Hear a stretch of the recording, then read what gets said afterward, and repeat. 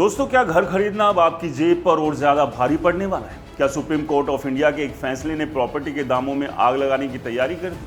क्या आज का सस्ता फ्लैट कल आपकी पहुंच से बाहर हो सकता है? और क्या ये वही मोड़ है जहां आपको फैसला लेना होगा? अभी खरीदें या इंतजार करें?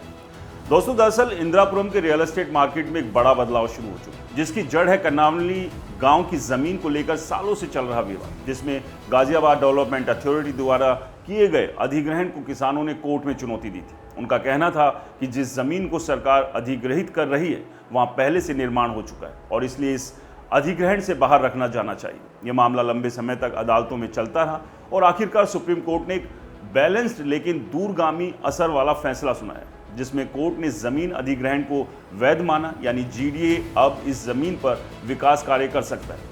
लेकिन साथ ही किसानों को राहत देते हुए यह भी आदेश दिया कि उन्हें 2014 के सर्कल रेट के बजाय 2020 के सर्कल रेट के आधार पर मुआवजा दिया जाए। यही से पूरा गणित बदल जाता है, क्योंकि पहले जहां जीडीए को लगभग 345 करोड़ रुपए मुआवजा देना था, अब वही रकम बढ़कर 500 करोड़ रुपए से ज्यादा हो चुकी है, यानी करीब 150 से 200 करोड़ रुपए का एक्स्ट्रा बोझ। और ये कोई छोटी रकम नहीं। अब सबसे बड़ा सवाल ये उठता है कि ये एक्स्ट्रा पैसा आखिर आएगा कहां से? तो इसका सीधा और स्पष्ट जवाब है, आखिरकार ये बोझ आम खरीदारों पर ही डाला जाएगा। क्योंकि अगर इंदिरापुरम में फ्लैट या प्लॉट खरीदने की योजना बना रहे हैं तो आपको पहले से ज़्यादा कीमत चुकानी पड़ सकती है, और ये असर सिर्फ भविष्य के खरीदारों तक सीमित नहीं रहेगा, बल्कि उन लोगों तक भी पहुंचेगा जिन्होंने पहले से ही इस इलाके में प्रॉपर्टी बुक कर रखी। क्योंकि इंदिरापुरम एक्सटेंशन योजना के तहत 150 से ज़्यादा आवंटियों को एक्स्ट्रा पेमेंट के नोटिस मिलने की संभावना है, यानी जो डील आपने फाइनल समझ ली थी वो अब और महंगी हो सकती है। इसके अलावा आने वाले समय में जीडीए जो भी नई हाउसिंग स्कीम लॉन्च करेगा, चाहे वो हाई राइज अपार्टमेंट्स हो, ग्रुप हाउसिंग प्रोजेक्ट हो या प्लॉटेड डेवलपमेंट, उसकी कीमत पहले से ज़्यादा रखी जाएगी ताकि इस बढ़े हुए मुआवजे की भरपाई की जा सके। जहाँ एक और इम्पॉर्टेंट पहलू समझना ज़रूरी है कि इंदिरापुरम पहले से ही दिल्ली एनसीआर का एक हाई डिमांड रिहायशी इलाका, जहां बेहतर कनेक्टिविटी, दिल्ली की नज़दीकी, मेट्रो एक्सेस, अच्छे स्कूल, अस्पताल और मॉल जैसी सुविधाओं के कारण हमेशा से खरीदारों की दिलचस्पी बनी रहती। यानी यहाँ की डिमांड आर्टिफिशियल नहीं बल्कि वास्तविक है।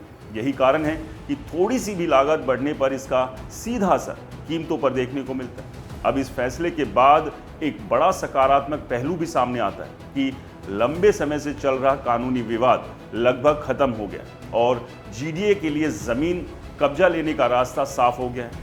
इसका मतलब ये है कि आने वाले समय में यहाँ बड़े पैमाने पर इंफ्रास्ट्रक्चर और हाउसिंग डेवलपमेंट देखने को मिल सकता है। लेकिन दोस्तों, ये रास्ता इतना आसान भी नहीं है, क्योंकि कर्नावली क्षेत्र पहले से कई अवैध निर्माण मौजूद है, जिसमें मकान, दुकानें, गोदाम और बैंक्वेट हॉल तक शामिल है। अब जीडीए को इन सभी को हटाकर ज़मीन खाली करानी होगी, जो कि प्रशासन के लिए एक बड़ी चुनौती बन सकती है, क्योंकि इसमें स्थानीय विरोध, कानूनी अड़चनें और राजनीतिक दबाव जैसी कई समस्या सामने आ सकती हैं। हालांकि सुप्रीम कोर्ट ने इस पूरे प्रोसेस को 6 महीने के भीतर पूरा करने का निर्देश दिया है, जिससे साफ है कि आने वाले महीनों में इस इलाके में बड़े स्तर पर कार्रवाई देखने को मिल सकती है। बुलडोजर चल सकते हैं, कब्जे हटाए जा सकते हैं और ज़मीन को डेवलपमेंट के लिए तैयार किया जा सकता है।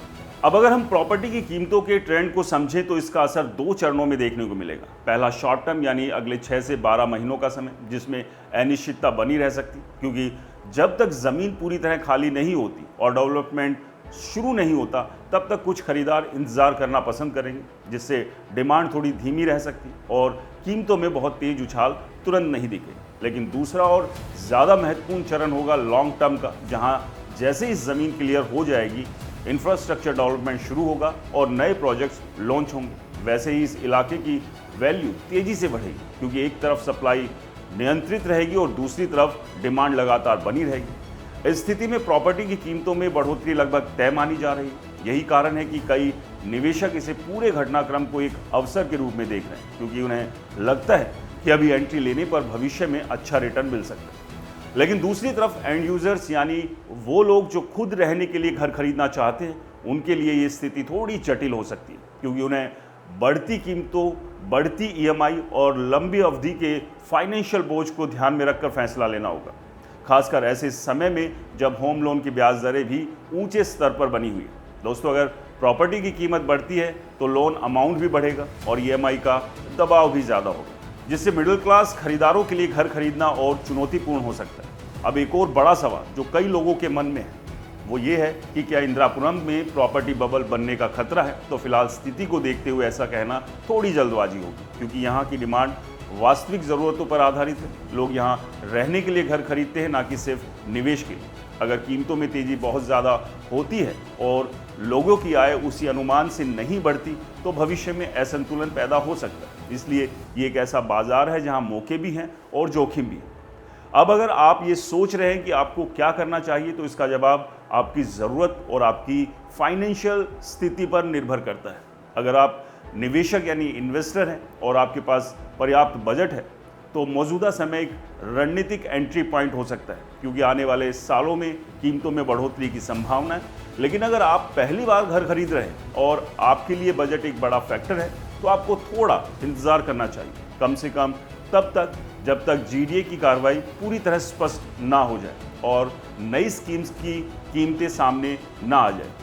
कुल मिलाकर सुप्रीम कोर्ट ऑफ इंडिया का ये फैसला इंदिरापुरम के रियल एस्टेट मार्केट के लिए एक बड़ा टर्निंग पॉइंट साबित हो सकता है, जिसमें एक तरफ डेवलपमेंट की रफ्तार तेज होगी, इंफ्रास्ट्रक्चर मजबूत होगा और इलाके की वैल्यू बढ़ेगी, तो दूसरी तरफ आम खरीदारों के लिए घर खरीदना पहले से ज़्यादा महंगा और चुनौतीपूर्ण हो सकता है। यानी आने वाला समय इस बाजार के लिए निर्णायक होने वाला है, जहां सही समय पर लिया गया फैसला आपको फ़ायदा भी दिला सकता है और गलत समय पर लिया गया निवेश आपको भारी भी पड़ सकता है।